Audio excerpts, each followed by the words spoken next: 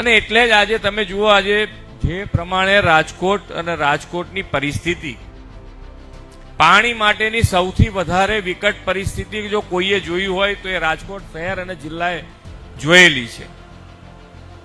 ટ્રેનથી પાણી ને ટેન્કરથી પાણી ને બધી દશામાંથી આપણે બહાર નીકળ્યા છીએ.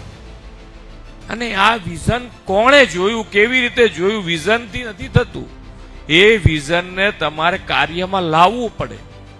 અને એ કાર્યમાં લાયા પછી આજે પણ તમે જે 545 કરોડ રૂપિયાના કામો જોઈ રહ્યા છે આપણે, કે આજે ખાતમુહૂર્ત અને લોકાર્પણ થયા છે, એની અંદર સૌથી વધારે કામ પાણીના છે. એટલે રોજ બરોજ પાણી માટેની પરિસ્થિતિ રાજકોટ શહેરની સુધરતી જઈ રહી છે.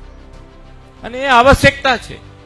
અને આવશ્યકતાને પૂરી કરવા માટેનો દૃઢ નિર્ધાર સાથે રાજકોટ કોર્પોરેશન કામ કરી રહ્યું છે. એ બધાને ખૂબ ખૂબ અભિનંદન આપું.